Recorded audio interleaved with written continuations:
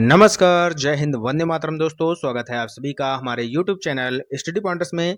तो आज हम आपके लिए लेकर आ चुके हैं एक important lecture Bihar state exam 2023 के लिए सोशल साइंस का यानी कि सामाजिक विज्ञान का। और परीक्षा से पहले ये आपका अंतिम प्रहार होने वाला है। टॉप 50 क्वेश्चन यहाँ पर हम डिस्कस करने वाले हैं। नाम से ये केवल 50 क्वेश्चन होने वाले हैं, लेकिन जो इनके 4 ऑप्शंस हैं उनको भी यहाँ पर हम डिटेल में समझने वाले हैं। यानी कि अगर हम 50 का गुणा 4 में कर देते हैं तो लगभग यहाँ पर 200 क्वेश्चन हम आपके यहाँ पर जो है कवर करने वाले हैं। ठीक है, तो मैराथन क्लास होने वाली है, वीडियो को बहुत ही ध्यान से देखिएगा। और कल का जो आपका एग्जाम होने वाला है यहाँ से 100% क्वेश्चन आपको मिलने वाले हैं। तो वीडियो को सबसे पहले कर दीजिएगा लाइक और शेयर। चैनल से पहली बार जुड़े हैं तो चैनल को सब्सक्राइब कर लीजिएगा, बेल आइकॉन को प्रेस कर लीजिएगा, जिससे कि आने वाली वीडियो का नोटिफिकेशन आपको समय से मिल सके। तो चलिए शुरू करते हैं आज का इम्पोर्टेंट लेक्चर। तो पहला क्वेश्चन आपके सामने यहाँ पर आ चुका है। भारत के संविधान में उद्देशिका का विचार लिया गया है। तो बताइएगा कि जो उद्देशिका का विचार है वह किस देश के संविधान से लिया गया है? इटली से, रूस से, आयरलैंड से या फिर अमेरिका से? तो सबसे पहले हम आपको यहाँ पर बताना चाहेंगे कि रूस के संविधान से क्या लिया गया है। तो भैया यहाँ के संविधान से हमने मौलिक कर्तव्य लिए थे।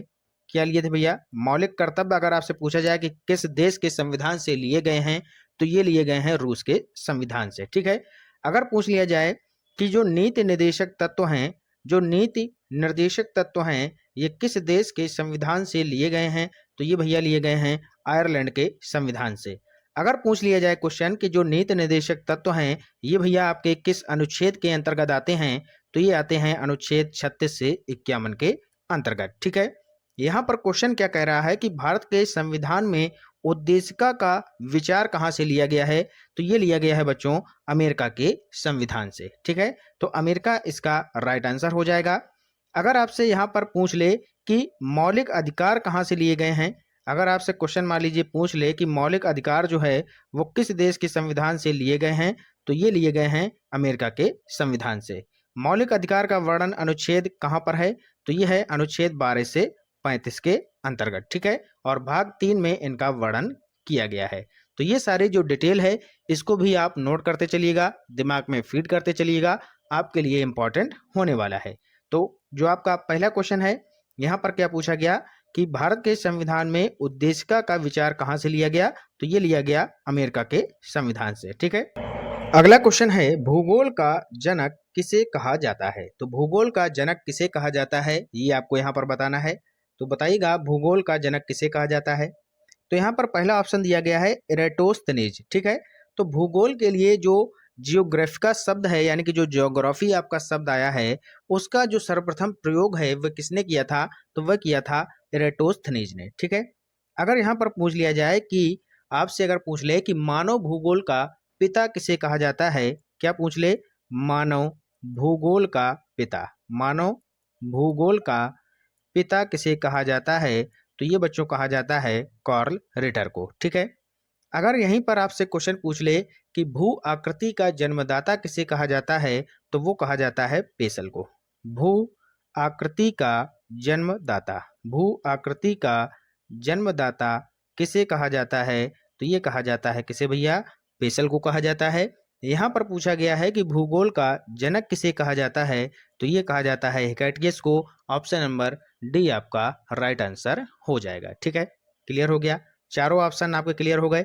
तो एक क्वेश्चन से यहाँ पर हमने 4 आपके क्वेश्चन बना दिए और चारों के चारों महत्वपूर्ण हैं। ठीक है, नेक्स्ट क्वेश्चन बताइएगा ग्रहों की गति का नियम किसने दिया है?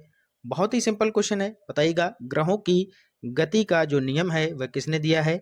तो ये दिया है केपलर महोदय ने। ठीक है, ऑप्शन नंबर ए केपलर इसका राइट आंसर हो जाएगा। ठीक है, अगर बात करें गैलीलियो की तो इन्होंने क्या दिया है? इन्होंने दिया है जड़त्व का नियम। क्या दिया है भैया? जड़त्व का नियम अगर आपसे पूछ लिया जाए तो किसने दिया है? ये दिया है गैलीलियो ने। ठीक है, कॉपरनिकस की अगर बात की जाए तो सौर मंडल की खोज किसने की है भैया? कॉपरनिकस ने की है। सौर मंडल की खोज किसने की है भैया? तो ये की है किसने? कॉपरनिकस ने की है। अगर आपसे पूछ लिया जाए कॉन्ट की तो कॉन्ट क्या हो जाएगा? भूगोल भूतल का अध्ययन। ठीक है, कॉन्ट किसे बोला जाता है?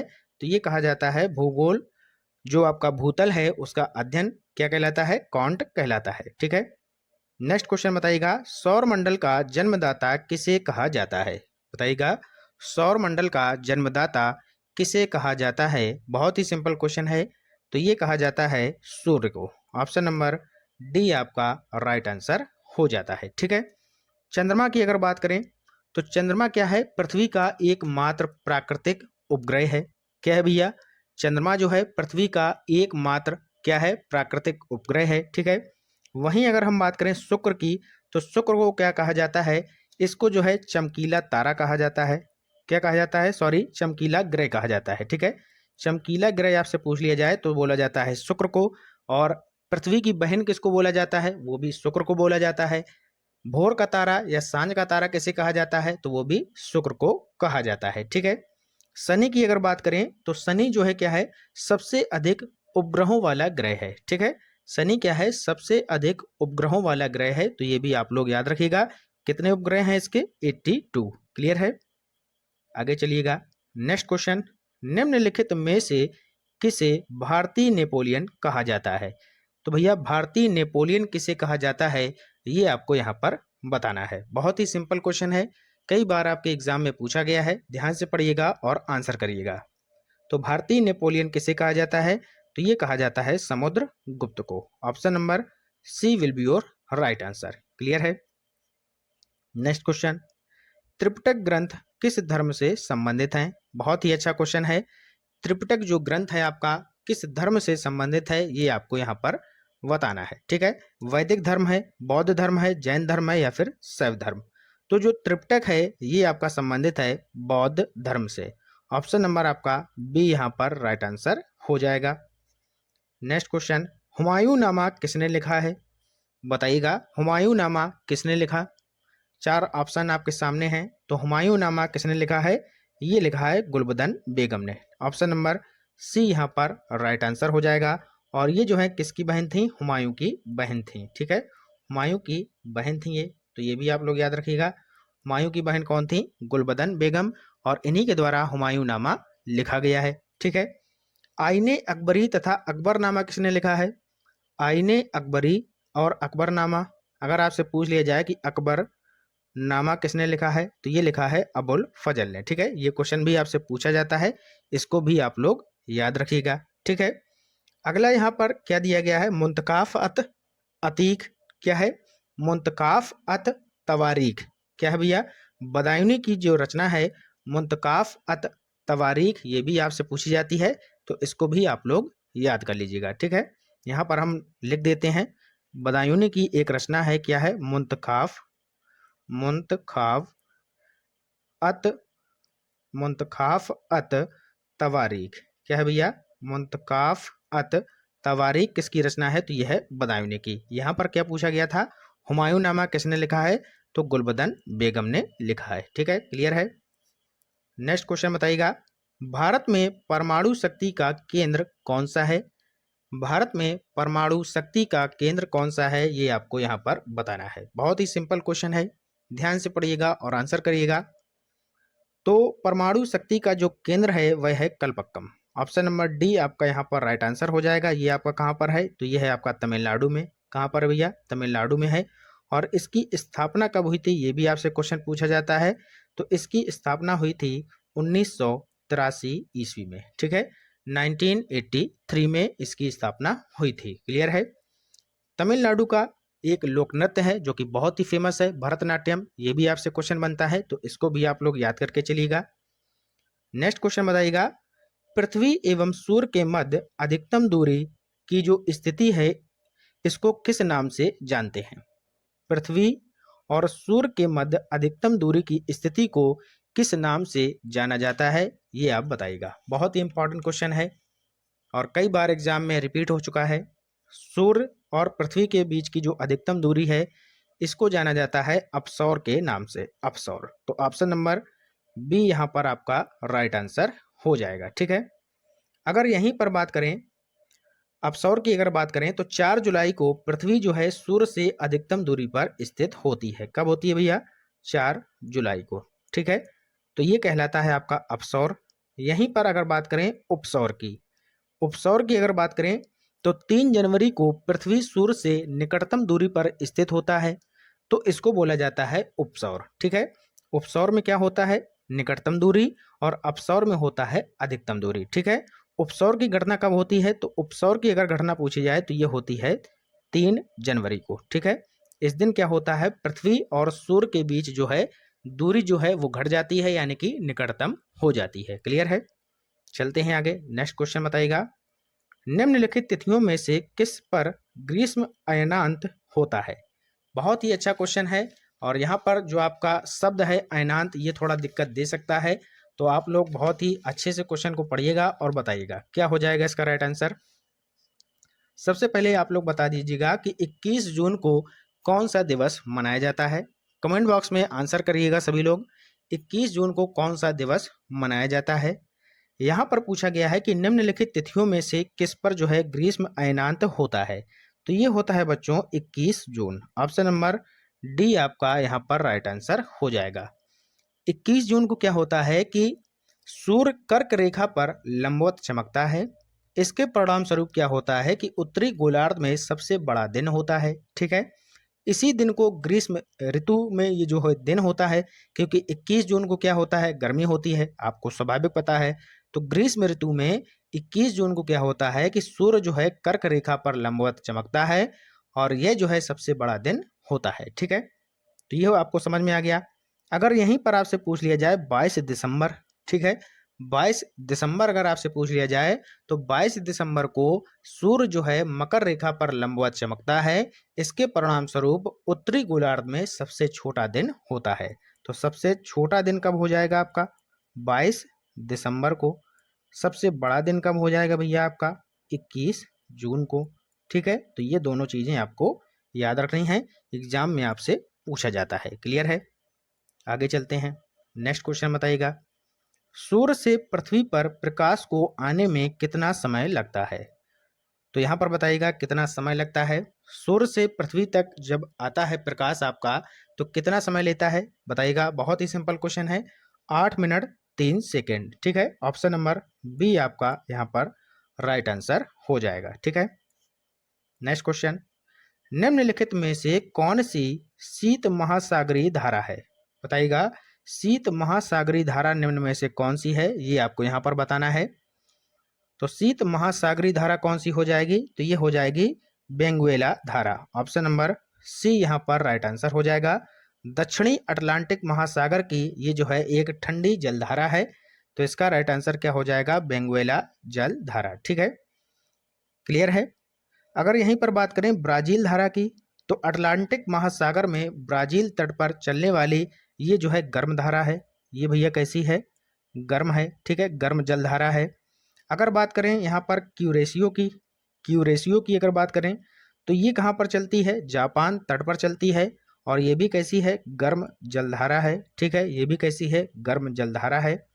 अगर वहीं पर बात करें गल्फ स्ट्रीम की, ऑप्शन नंबर डी में दिया है गल्फ स्ट्रीम, तो अटलांटिक महासागर में जो है मैक्सिको की खाड़ी से उत्पन्न ये भी ये क्या है? गर्म जलधारा है। यानी कि ये तीनों आपकी गर्म जलधारा हो गई। ठंडी यहाँ पर पूछा गया है, तो क्या हो जाएगा? बेंगुएला धारा। ऑप्शन नंबर सी आपका सही उत्तर हो जाएगा। ठीक है, क्लियर हो गया? नेक्स्ट क्वेश्चन बताइएगा, पृथ्वी की आंतरिक संरचना में क्रोड यानी कि जो कोर है, इसका निर्माण निम्न में से किन तत्वों द्वारा हुआ है? तो बताइएगा, कोर जो है इसका निर्माण किन तत्वों के द्वारा हुआ है, ये आपको यहाँ पर बताना है। क्या हो जाएगा इसका राइट आंसर? बताइएगा, सिलिका एवं एल्युमिनियम, सिलिका एवं मैग्नीशियम, निकेल एवं आयरन, या सिलिका एवं लोहा। क्या हो जाएगा इसका राइट आंसर? बताइएगा सभी लोग। तो आपने यहाँ पर पढ़ा होगा कि पृथ्वी के आंतरिक भाग को 3 भागों में बांटा गया है। ठीक है, 3 भागों में बांटा गया है पृथ्वी के आंतरिक भाग को। ठीक है, इस तरीके से आपने पढ़ा होगा। ठीक है, अब यहाँ पर क्या है, जो सबसे ऊपर है ये क्या है? सिलिका एवं एल्युमिनियम। ठीक है, सिलिका प्लस एल्युमिनियम है। ठीक है, इसको हम भूपर्पटी या स्याल बोलते हैं। क्लियर है? दूसरा जो भाग है ये आता है सिलिका और किसका? मैग्नीशियम का। सिलिका प्लस मैग्नीशियम का आता है। ठीक है भैया, तो इसको क्या बोला जाता है? इसको बोला जाता है सीमा। ठीक है, पहली हो गई आपकी सियाल, नोट कर लीजिएगा, और ये हो गई आपकी सीमा। ठीक है, और जो सबसे नीचे आ जाएगा ये आ जाएगा निकेल और आयरन। ठीक है, निकेल और आयरन यानी कि Fe। ठीक है, इसको क्या बोला जाता है? नीफे। क्या बोला जाता है? नीफे बोला जाता है, ठीक है। और नीफे को ही क्रोड बोला जाता है। क्या बोला जाता है? क्रोड बोला जाता है, ठीक है। नीफे को क्रोड बोला जाता है, सीमा को हम मेंटल बोलते हैं और सियाल को हम भूपर्पटी बोलते हैं, ठीक है। इसमें क्या आता है? सिलिकॉन और एल्युमिनियम, इसमें सिलिकॉन और मैग्नीशियम, इसमें निकेल और आयरन, ठीक है। तो इसका राइट आंसर क्या हो जाएगा आपका? निकेल और आयरन किस में दिया गया है बताइएगा? निकेल और आयरन ऑप्शन नंबर सी में दिया गया है, ठीक है। तो ये हो गया क्रोड का निर्माण। क्लियर है? समझ में आ गया? नेक्स्ट क्वेश्चन बताइएगा।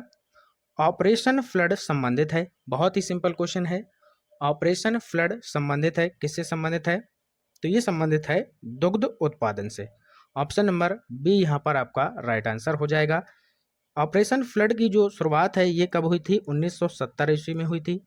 कब हुई थी भैया? 1970 ईस्वी में हुई थी। यह परियोजना विश्व की सबसे बड़ी डेयरी विकास कार्यक्रम की परियोजना है।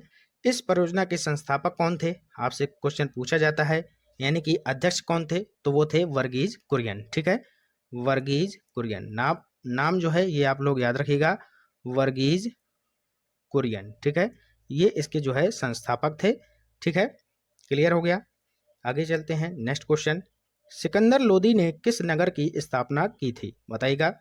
सिकंदर लोदी ने किस नगर की स्थापना की थी? इलाहाबाद की, सिकंदराबाद की, कानपुर की या फिर आगरा की? तो सिकंदर लोदी ने यहाँ पर जो है किसकी स्थापना की थी? आगरा की। ऑप्शन नंबर डी आपका राइट आंसर हो जाएगा। कब की थी? 1504 ईस्वी में। कब की थी भैया? 1504 ईस्वी में, ठीक है। नेक्स्ट क्वेश्चन, भोजन में सबसे अधिक कैलोरी किसमें होती है? भोजन में सबसे अधिक कैलोरी किसमें होती है? तो ये होती है वसा में, सभी को पता होगा। बहुत ही सिंपल क्वेश्चन है, वसा इसका राइट आंसर हो जाएगा। अगला क्वेश्चन बताइएगा, भारतीय इतिहास में स्वर्ण युग किस काल को कहते हैं? स्वर्ण युग किस काल को कहते हैं? तो ये किसको बोला जाता है? ये बोला जाता है गुप्त काल को, ठीक है। ऑप्शन नंबर सी आपका सही उत्तर हो जाएगा, ठीक है। नेक्स्ट क्वेश्चन, रामकृष्ण मिशन की स्थापना किसने की? रामकृष्ण मिशन की स्थापना किसने की थी? तो ये की थी भैया स्वामी विवेकानंद ने, ठीक है। कब की थी? 1897 ईस्वी में की थी। कहाँ पर की थी? बेलूर कलकत्ता में की थी। क्लियर है? दयानंद सरस्वती ने किसकी की थी? आर्य समाज की स्थापना की थी। ये भी आप लोग याद रखिएगा, ठीक है। आर्य समाज की स्थापना की थी। क्लियर है? आगे चलते हैं। नेक्स्ट क्वेश्चन बताइएगा, कुल अक्षांशों की संख्या कितनी है? बताइएगा कुल अक्षांशों की संख्या कितनी है? ऑप्शन आपके सामने यहाँ पर दिए गए हैं, सही उत्तर का चयन आपको करना है, ठीक है। तो बताइएगा क्या हो जाएगा इसका राइट आंसर? 90 है, 160 है, 180 है या फिर 360 है? क्या हो जाएगा? तो 180 इसका राइट आंसर हो जाएगा। क्लियर है? ठीक है। और अगर पूछा जाए कुल देशांतरों की संख्या कितनी है, तो यह है 360, ठीक है। देशांतर 360 और अक्षांश आपके 180। क्लियर है? पिछले क्वेश्चन में और क्या दिया था? यहाँ पर दिया था हाँ दयानंद सरस्वती, तो इनको तो हमने बता दिया था, जो आर्य समाज की स्थापना है इन्होंने की थी, आर्य समाज की स्थापना, ठीक है। कब की थी ये भी बता देते हैं, तो ये की थी 1875 को। क्लियर है? और क्या था ऑप्शन में? हाँ राजा राम मोहन राय, ठीक है, राजा राम मोहन राय, इन्होंने की थी ब्रह्म समाज की स्थापना। क्या की थी भैया? ब्रह्म समाज की स्थापना अगर पूछ लिया जाए, कब की थी भैया? 1828 में की थी, ठीक है। अब है ऑप्शन में दादा भाई नौरोजी, ठीक है। तो ब्रिटिश सार्वजनिक सभा की स्थापना इन्होंने की थी, तो ये कब की थी? 1843 ईस्वी में, ठीक है। ऑप्शन आपका ये हो गया दादा भाई नौरोजी का, ठीक है। यहाँ पर पूछा क्या गया था? रामकृष्ण मिशन के बारे में, तो इसकी स्थापना की थी स्वामी विवेकानंद ने, ठीक है। क्लियर हो गया? चारों ऑप्शन हमने आपको क्लियर कर दिए। कुल अक्षांश ये हमने क्वेश्चन करा दिया है, इसका राइट आंसर 180 हो जाएगा। अब चलते हैं आगे। नेक्स्ट क्वेश्चन, एक देशांतर को पार करने में दो स्थानों के स्थानीय समय के बीच कितना अंतर होता है? बताइएगा कितना अंतर होता है? बहुत ही सिंपल है, 4 मिनट का अंतर होता है। क्लियर है? नेक्स्ट क्वेश्चन, वायुमंडल में सबसे अधिक मात्रा में कौन सी गैस पाई जाती है? बहुत ही सिंपल है, वायुमंडल में सबसे अधिक मात्रा में पाई जाती है नाइट्रोजन गैस, लगभग 78%, ठीक है। इसके बाद नंबर आता है ऑक्सीजन का, लगभग 20%, ठीक है। इसके बाद नंबर आता है आपका ऑर्गन का, ठीक है। उसके बाद आता है आपका कार्बन डाइऑक्साइड का। तो सबसे अधिक नाइट्रोजन इसका राइट आंसर हो जाएगा। अगला क्वेश्चन बताइएगा, कौन सा देश दक्षेस यानी कि सार्क का सदस्य नहीं है? सार्क देशों का सदस्य नहीं है, ये आपको यहाँ पर बताना है। क्या हो जाएगा इसका राइट आंसर? तो यहाँ पर कौन सा नहीं है? म्यांमार नहीं है, तो म्यांमार इसका राइट आंसर हो जाएगा। दक्षेस जिसको हम सार्क बोलते हैं, इसकी स्थापना कब हुई थी ये भी बता दीजिएगा। तो इसकी स्थापना हुई थी 1985 यानी कि 1985 ईस्वी को, ठीक है। 1985 ईस्वी में बांग्लादेश के जो राष्ट्रपति थे जिया उर रहमान, ठीक है, जिया उर रहमान, इनके प्रयासों से इसकी स्थापना की गई थी, ठीक है।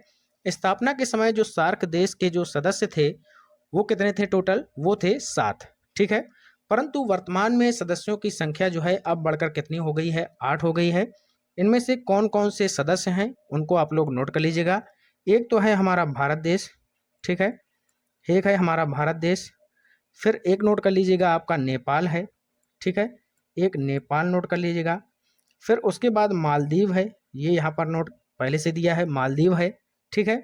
एक है आपका श्रीलंका, क्या भैया? श्रीलंका है, ठीक है। फिर आता है आपका अफगानिस्तान, ये दिया है अफगानिस्तान, ठीक है। और इसके बाद क्या आता है? तो कितने हो गए? और भूटान आपका हो गया 1 2 3 4 5 6, ठीक है। तो 6 तो ये हो गए आपके। बाकी और कौन से हैं? एक हो गया आपका पाकिस्तान, ठीक है, और एक हो गया आपका बांग्लादेश। तो ये हो गए आपके पूरे के पूरे 8 देश। क्लियर है? बांग्लादेश, पाकिस्तान, श्रीलंका, नेपाल, भारत, अफगानिस्तान, मालदीव, भूटान, ठीक है। तो ये 8 देश हैं जो कि सार्क यानी कि दक्षेस देशों के सदस्य के रूप में आते हैं, ठीक है। इसका जो मुख्यालय है वह नेपाल की राजधानी काठमांडू में है, ये भी आप लोग याद रखिएगा। क्लियर है? आगे चलते हैं, नेक्स्ट क्वेश्चन बताइएगा, निम्न में से कौन सा सुमेलित नहीं है? कौन सा सुमेलित नहीं है ये आपको यहाँ पर बताना है। लॉर्ड विलियम बेंटिंग, सती प्रथा का अंत, बिल्कुल सही है। लॉर्ड कॉर्नवालिस, स्थायी बंदोबस्त यानी कि जमींदारी का अंत, बिल्कुल सही है। लॉर्ड कैनिंग 1857 की क्रांति के समय गवर्नर जनरल थे, बिल्कुल सही है। लॉर्ड डलहौजी, सहायक संधि प्रणाली का अंत, ये गलत है, ठीक है। लॉर्ड डलहौजी नहीं होगा यहाँ पर क्या होगा? विली, इन्होंने जो क्या किया था, सहायक संधि प्रणाली का जो अंत है वो किसने किया था? लॉर्ड वेलेजली ने किया था। क्या आ जाएगा यहाँ पर? लॉर्ड वेलेजली, ठीक है, लॉर्ड वेलेजली, ठीक है। इन्होंने क्या किया था? सहायक संधि प्रणाली का अंत किया था। तो यही गलत है, ऑप्शन नंबर डी आपका राइट आंसर हो जाएगा। नेक्स्ट क्वेश्चन बताइएगा, कर्क रेखा भारत के कितने राज्यों से होकर गुजरती है? बहुत ही सिंपल क्वेश्चन है। कर्क रेखा भारत के 8 राज्यों से होकर गुजरती है, तो ऑप्शन नंबर ए यहाँ पर राइट आंसर हो जाएगा। कौन कौन से वो 8 राज्य हैं? एक तो है आपका राजस्थान, ठीक है, शॉर्ट में हम लिख देते हैं राजस्थान हो गया, गुजरात हो गया, ठीक है, मध्य प्रदेश हो गया आपका, फिर आपका छत्तीसगढ़ हो गया, ठीक है, फिर आपका झारखंड हो जाएगा, ठीक है। उसके बाद क्या बचा? वेस्ट बंगाल यानी कि पश्चिम बंगाल हो जाएगा। फिर क्या बचा? त्रिपुरा हो जाएगा। फिर आपका मिजोरम हो जाएगा, ठीक है। तो ये हो गए 8 आपके राज्य, 1 2 3 4 5 6 7 8। क्लियर है? आगे चलते हैं, अगला प्रश्न, विश्व की सबसे बड़ी खारे पानी की झील है, बताइएगा। विश्व की सबसे बड़ी जो है खारे पानी की झील कौन सी है? तो सभी को पता होगा, कैस्पियन सागर, ऑप्शन नंबर बी यहाँ पर राइट आंसर हो जाएगा, ठीक है। सुपीरियर झील, इसको क्या बोला जाता है? तो इसको बोला जाता है ताजे पानी की झील। ताजे पानी की झील अगर आपसे पूछी जाए तो ये बोला जाता है सुपीरियर झील को, ठीक है। बैकाल झील को क्या बोला जाता है? विश्व की सबसे गहरी झील। विश्व की सबसे जो गहरी झील है वो बोला जाता है बैकाल झील को, ठीक है। विश्व की ये सबसे गहरी झील है, ये है आपकी बैकाल झील। वॉन झील, ये क्या है? विश्व की सबसे अधिक लवणता वाली झील। वॉन झील विश्व की सबसे अधिक यहाँ पर लवणता पाई जाती है, तो ये भी आप लोग याद रखिएगा, क्वेश्चन यहाँ पर बनता है। क्लियर है?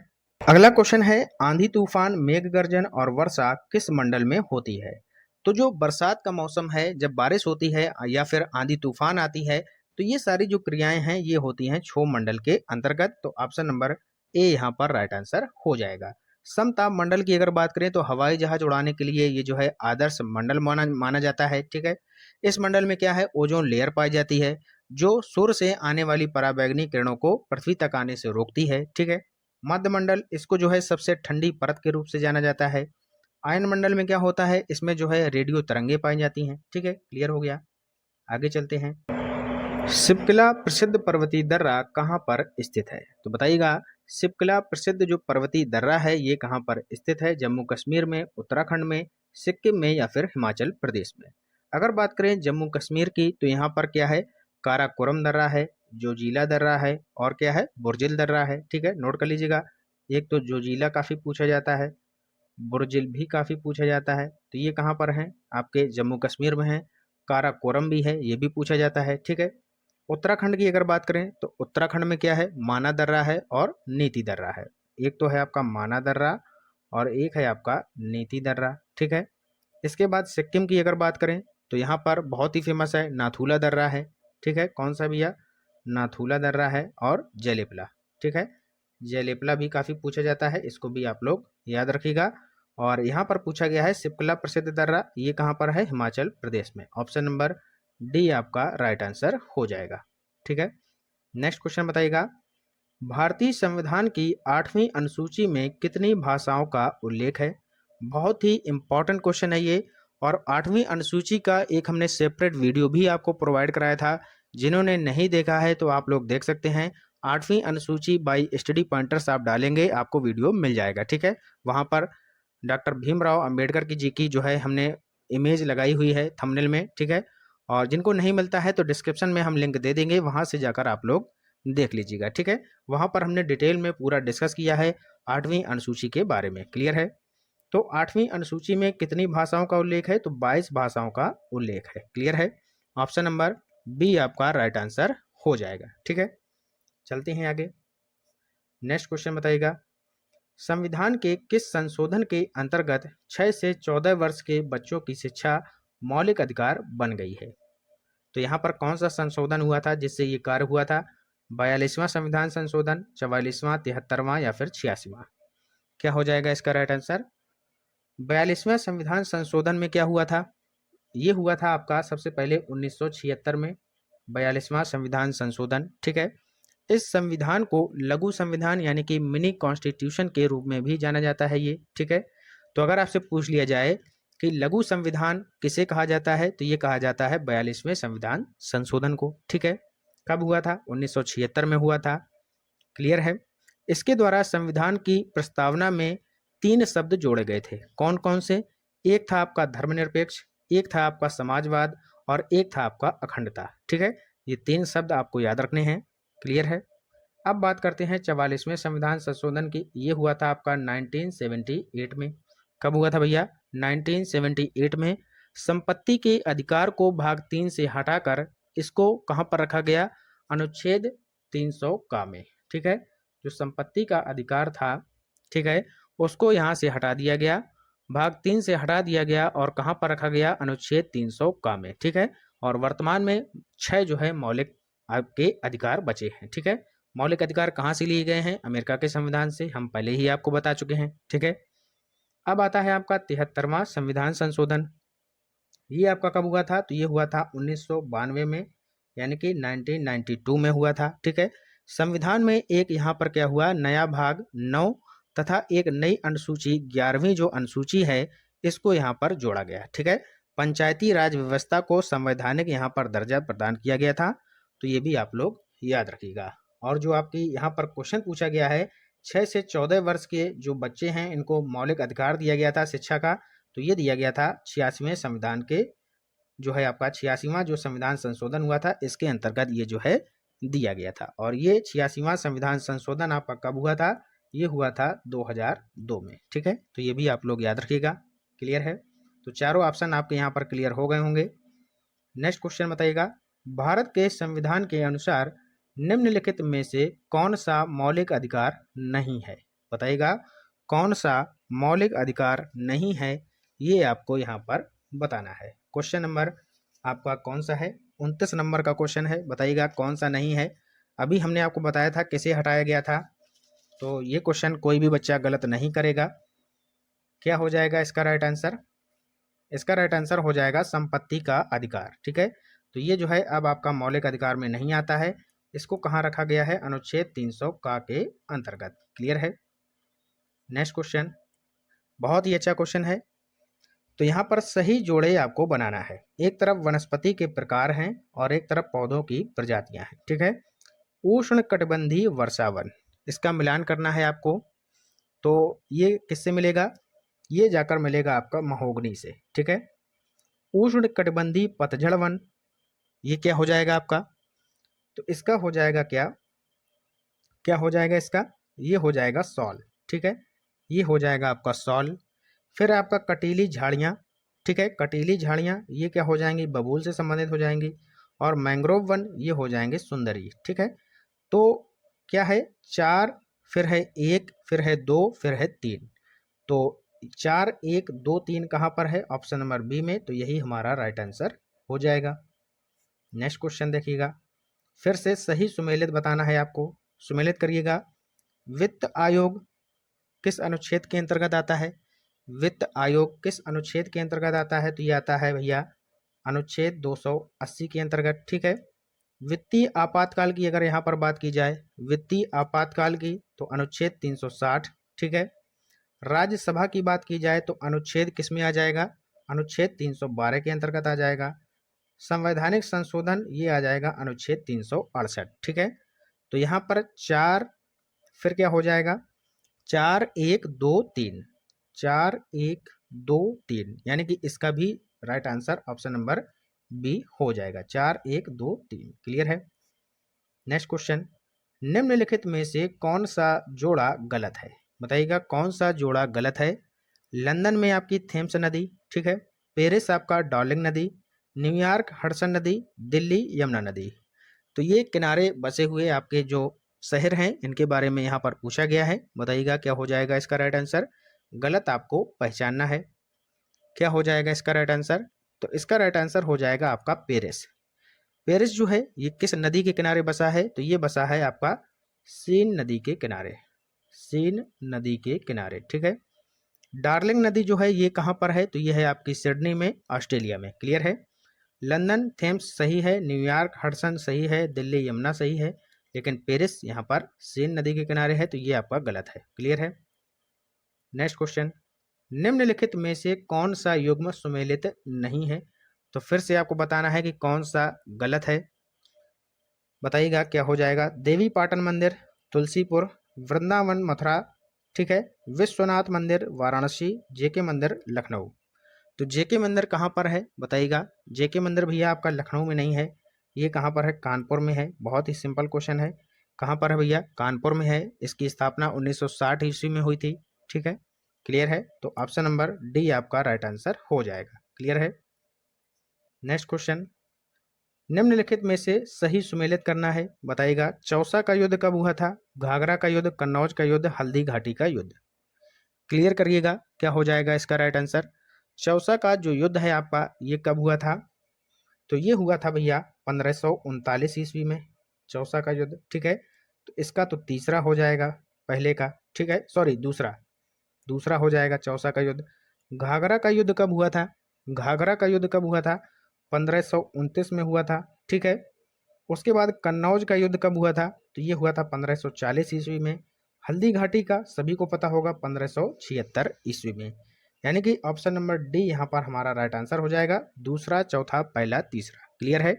चौसा का युद्ध कब हुआ? 1539 में, घाघरा का 1529 में, कन्नौज का 1540 में, और हल्दी घाटी का युद्ध हुआ था आपका 1576 ईस्वी में। ठीक है, नेक्स्ट क्वेश्चन, ओलेरी कल्चर शब्द का संबंध है। बहुत ही अच्छा क्वेश्चन है। ओलेरी कल्चर का संबंध किससे है ये आपको बताना है। तो ओलेरी कल्चर बोला जाता है सब्जी विज्ञान को। ऑप्शन नंबर ए यहाँ पर राइट आंसर हो जाएगा। फल विज्ञान इसमें क्या होता है? तो इसको क्या बोला जाता है? इसको बोला जाता है पोमोलॉजी।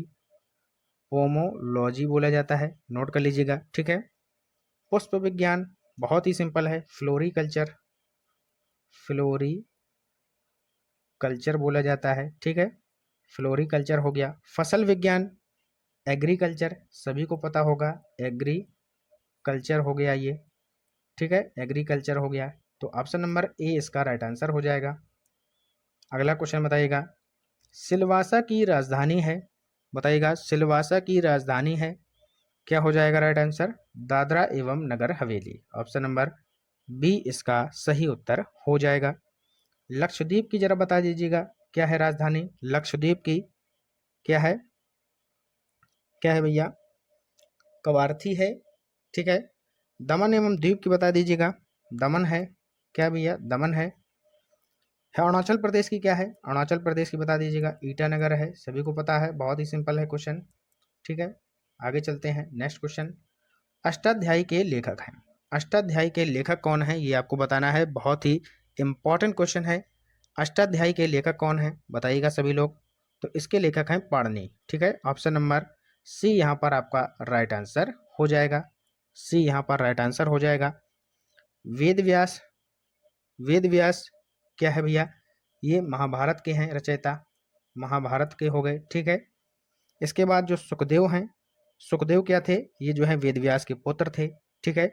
वाल्मीकि ने किसकी रचना की? तो रामायण की थी, सभी को पता है रामायण की थी। नेक्स्ट क्वेश्चन बताइएगा, केंद्रीय औषधि एवं सुगंध पौधा संस्थान जो है स्थल कहाँ पर है? केंद्रीय औषधि एवं सुगंध पौध स्थल जो है यानी कि जो संस्थान है आपका, ये कहाँ पर है? हैदराबाद में, नई दिल्ली में, भोपाल में या फिर लखनऊ में? क्या हो जाएगा राइट आंसर? तो केंद्रीय औषधि एवं सुगंध पौधा संस्थान ये आपका है, आपका कहाँ पर? लखनऊ में। ऑप्शन नंबर डी यहाँ पर राइट आंसर हो जाएगा। नई दिल्ली में क्या है जरा ये भी बता दीजिएगा। भारतीय कृषि अनुसंधान संस्थान अगर आपसे पूछ लिया जाए तो ये है आपका नई दिल्ली में, ठीक है। हैदराबाद में क्या है? राष्ट्रीय भू भौतिक अनुसंधान संस्थान है, क्या है भैया? राष्ट्रीय भू भौतिक अनुसंधान संस्थान है यहाँ पर। अगर भोपाल में पूछ लिया जाए तो यहाँ पर है इंदिरा गांधी राष्ट्रीय मानव संग्रहालय, क्या है? इंदिरा गांधी मानव राष्ट्रीय मानव संग्रहालय, ठीक है। भोपाल में क्या है? इंदिरा गांधी राष्ट्रीय मानव संग्रहालय, नोट कर लीजिएगा सभी लोग, ठीक है। अगला क्वेश्चन बताइएगा, निम्नलिखित के सही जोड़े बनाइए।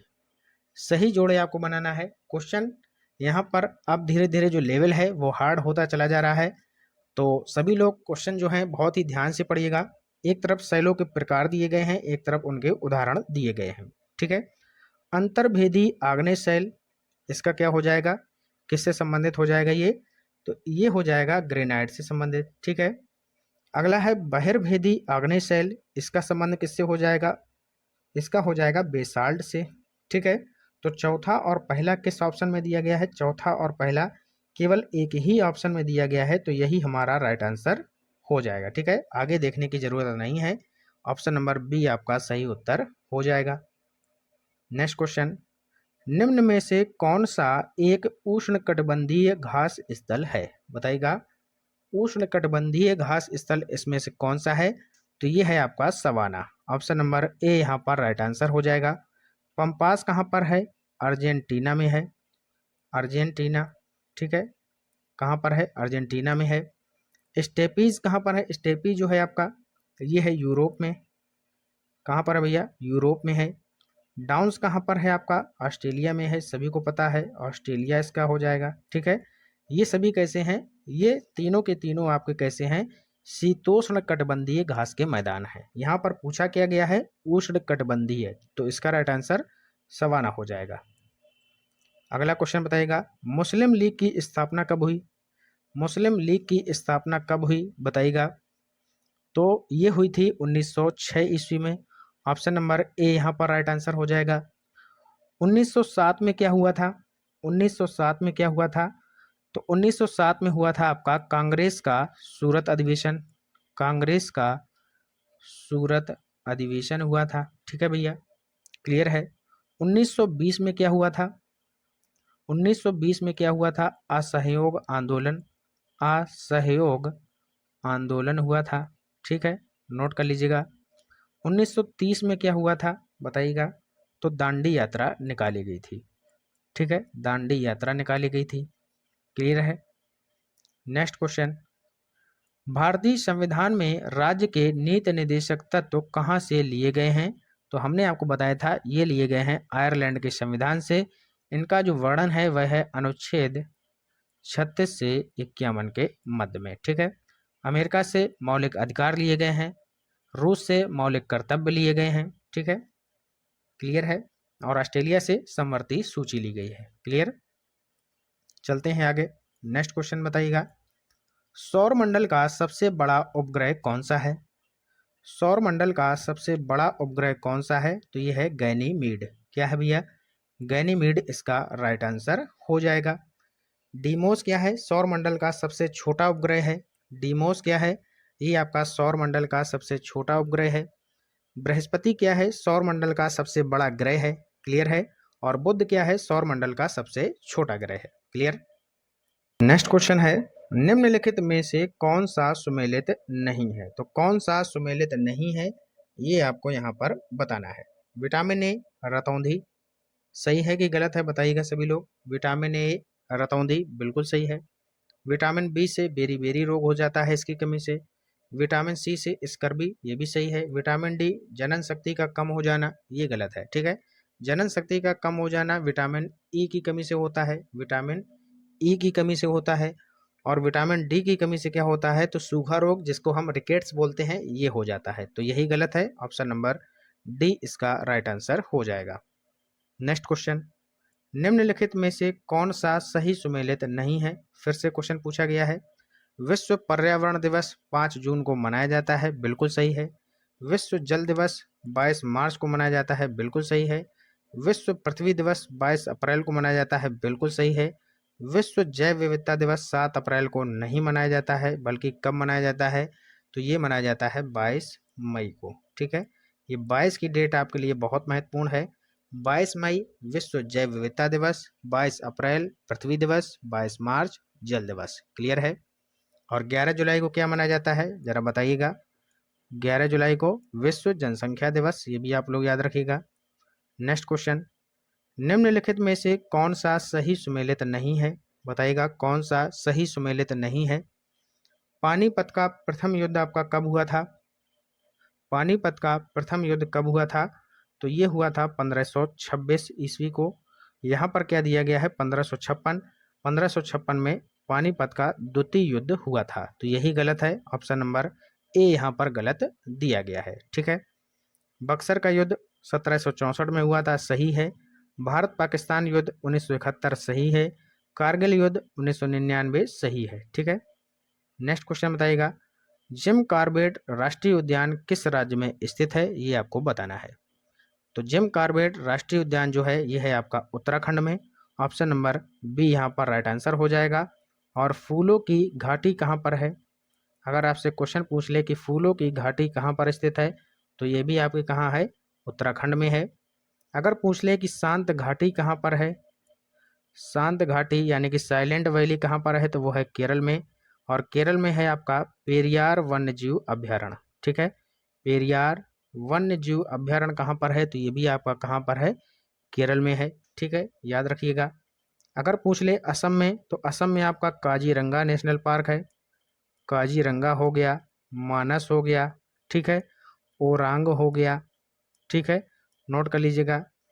रायमोना हो गया, तो ये सारे कहाँ पर हैं? असम में हैं, क्लियर है। मध्य प्रदेश में अगर पूछ लिया जाए तो यहाँ पर है कान्हा, ठीक है, पन्ना टाइगर रिजर्व है, तो ये सारे आपके मध्य प्रदेश में है। बांधवगढ़ है, ठीक है, कहाँ पर है? आपका मध्य प्रदेश में है, क्लियर है। नेक्स्ट क्वेश्चन बताइएगा, सरदार सरोवर बांध किस नदी पर बना हुआ है? सरदार सरोवर बांध किस नदी पर बना हुआ है बताइएगा। तो ये बना है बच्चों नर्मदा नदी पर, option number option number D Narmada नदी इसका राइट आंसर हो जाएगा। कहाँ पर है? गुजरात में, ठीक है। महानदी पर कौन सा बांध है? तो हीराकुंड बांध है, ये भी आप लोग याद रखिएगा। हीराकुंड आपसे पूछा जाता है, कहाँ पर है? ये उड़ीसा में है। सतलज नदी अगर आपसे पूछ लिया जाए तो यहाँ पर क्या है? भाखड़ा नागल बांध है। क्या है भैया? भाखड़ा नागल बांध है, ये कहाँ पर है? पंजाब में है। कोसी नदी पर अगर आपसे पूछ लिया जाए तो कोसी परियोजना है। क्या है भैया? कोसी परियोजना है, कहाँ पर है? बिहार में है, क्लियर है। नेक्स्ट क्वेश्चन, प्रतिकूल भुगतान संतुलन ठीक करने हेतु निम्न उपायों में से कौन सा उपाय मौद्रिक नहीं है? कौन सा उपाय मौद्रिक नहीं है? तो यह है आयात नियंत्रण। ऑप्शन नंबर डी इसका राइट आंसर हो जाएगा। नेक्स्ट क्वेश्चन, निम्नलिखित में से कौन सी संस्था लोक शिकायतों से संबंधित नहीं है? तो कौन सी संस्था है जो लोक शिकायतों से संबंधित नहीं है? तो वो है आपका योजना आयोग। ऑप्शन नंबर ए यहाँ पर आपका राइट आंसर हो जाएगा। ठीक है, तो ये थे टॉप 50 क्वेश्चन जो कि हमने आपके सामने डिस्कस किए। वीडियो आपको कैसा लगा जरूर हमें कमेंट बॉक्स में बताएं। तो मिलते हैं नेक्स्ट वीडियो के साथ, तब तक के लिए good bye, have a nice day, जय हिंद, जय भारत।